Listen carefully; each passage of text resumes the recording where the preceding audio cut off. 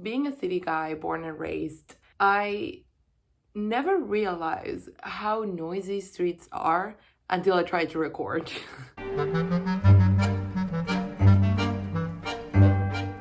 Usually I think of the street as so quiet, and yet whenever I try to record, boom, noise.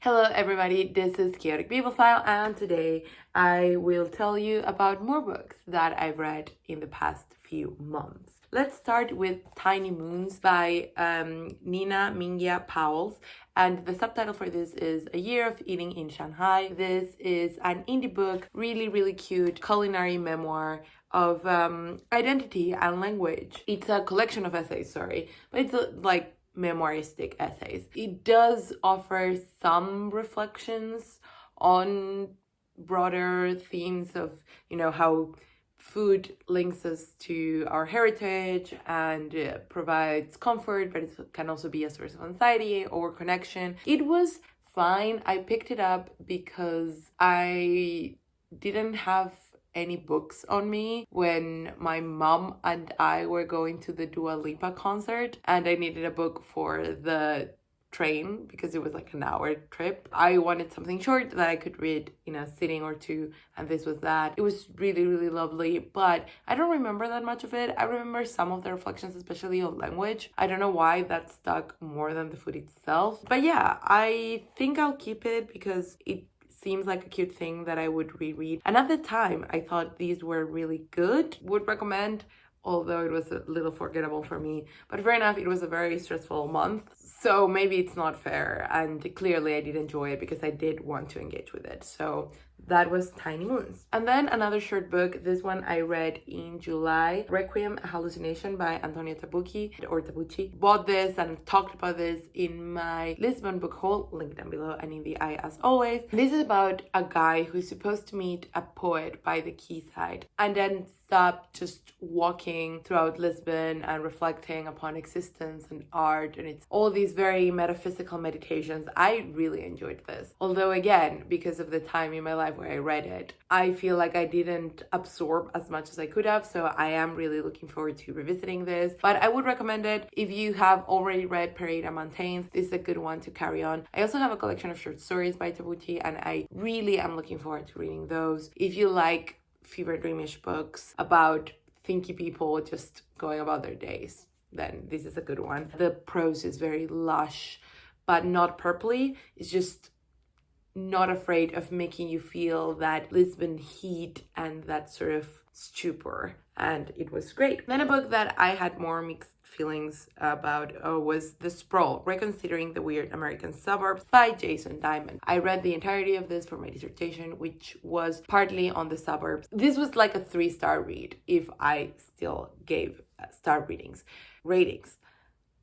Anyways, it does provide a lot of interesting information on the suburbs, but also comes from a place of, I no longer live in the suburbs, but I think the suburbs can be amazing. I appreciated the background on the suburban and calling attention to the construction of the suburb as this eminently white and middle class space, whereas that doesn't bear the reality, but it doesn't really address those disparities in any way that's super interesting, other than to say like this type of media content was produced. The memoir parts felt very awkward. The transition felt very awkward, unlike Michelle Zauner's Crying in H Mart, where each transition feels just so flawless. And I know Crying in H Mart is not a theory book, right? And to be fair, neither is this, but again, the subtitle is Reconsidering the Weird American Suburbs. So I think more on the weird from a critical standpoint, and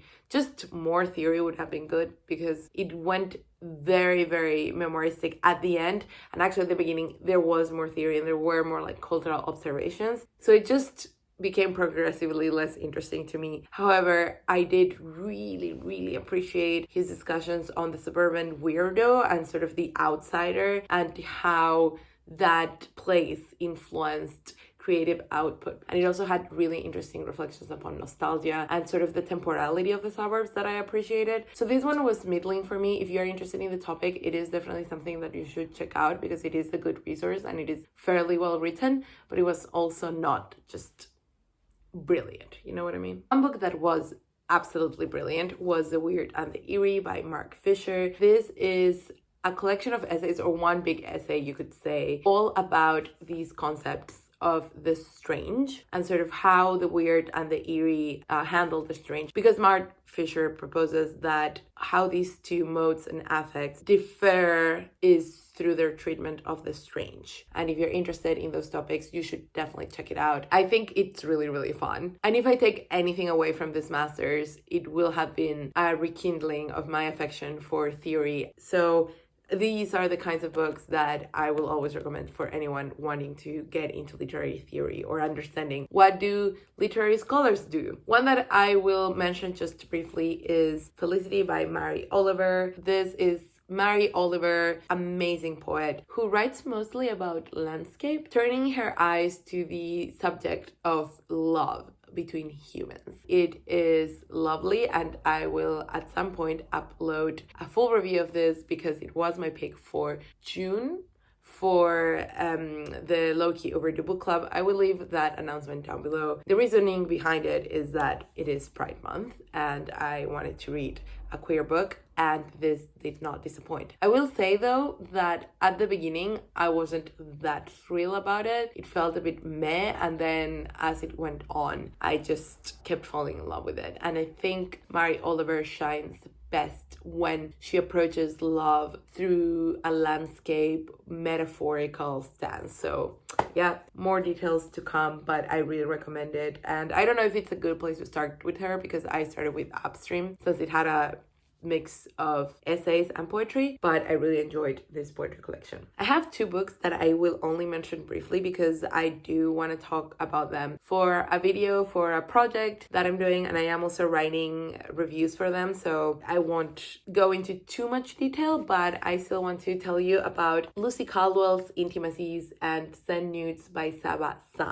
These are two short story collections, and oh my god, they were so good. I read them because they were nominated for the Edge Hill Prize, and I'm doing a project for that, which just by saying that you know what it is, but I am going to make a video, and again I will write reviews for all of these books. So there you go. Send Nudes is so intense and gross at points. I remember there were some stories where I was like, oh, I don't want to be reading this, but I was also incapable of stopping. There is a blurb here that says, a roiling raw gut punch of a debut collection, best read in one sitting. I can't wait to see what she writes next. And same. I hope she doesn't feel too constrained by this box of writing about sort of the gross and the awful sides of contemporary human interaction. You know, there's a lot of sex here, a lot of alcohol, a lot of internet, but used in a way that feels so true and so believable, and it feels very now, but in a way that is not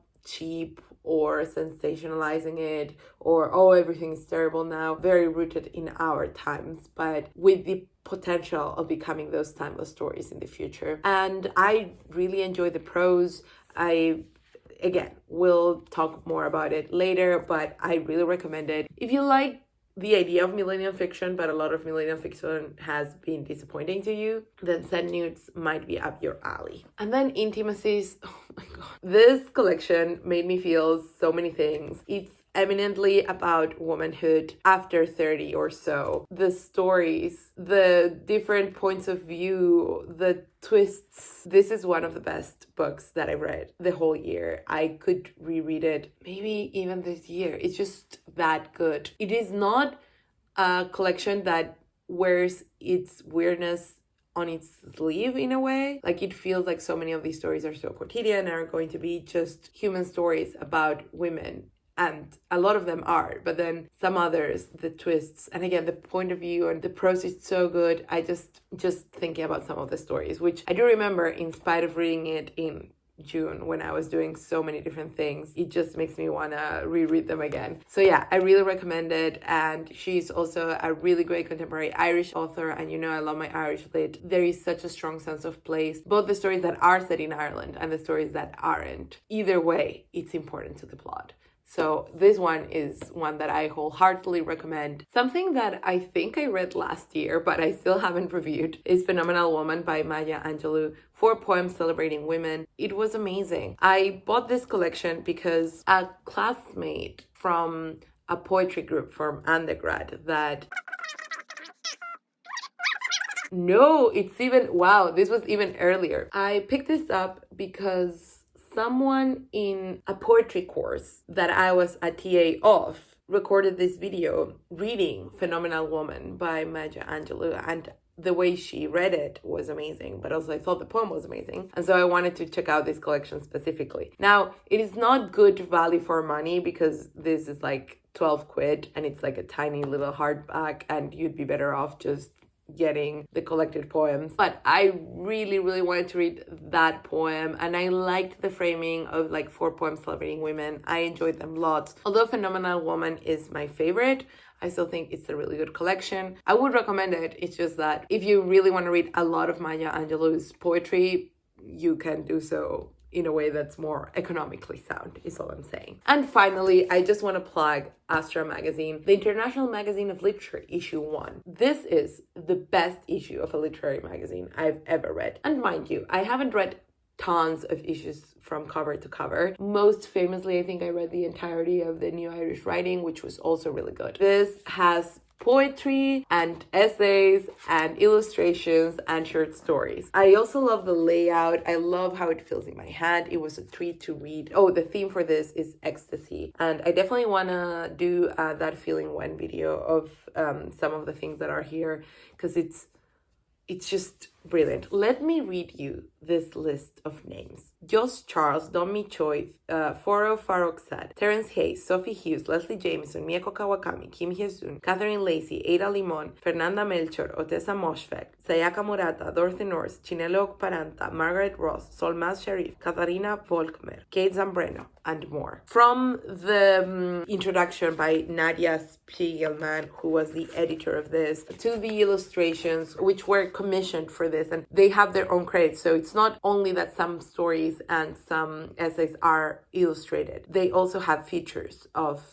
vignettes and art, and oh my god, it's so beautiful. I will link down below the story House Party by Katharina Volkmer. It's so good, wonderful and sexy and weird. Really wholeheartedly recommend. I also want to recommend 2 poems by Ada Limon. There is the masterful essay Dreamers in Broad Daylight by Leslie Jameson. Yeah, if you're in search of a literary magazine, may I suggest Astra? I was going to talk only about those books because I thought I was more tired than I am, I guess. But let's talk about one more, another book that I love, and that is Alice Smith's Free Love and Other Stories. You know I love me some Alice Smith. This is actually her first collection, and what I loved the most about it was just how free it felt. I know that's like cheap playing on the titles, very lazy. It definitely feels very Alice Smith in progress. Like, it doesn't even have her now signature like layout style, but the playfulness of language,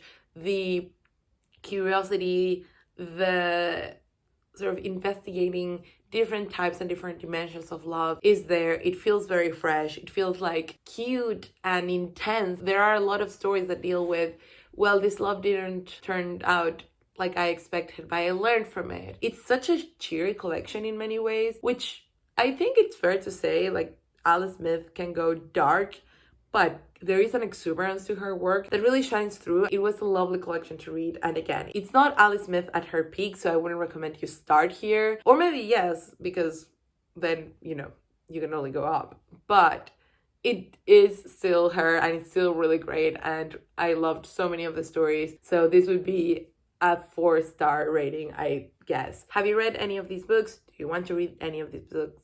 After hearing me talk about them, just tell me what you've been up to. Have you been reading or watching anything interesting? And that's it. See you next time. Books. Okay. Well,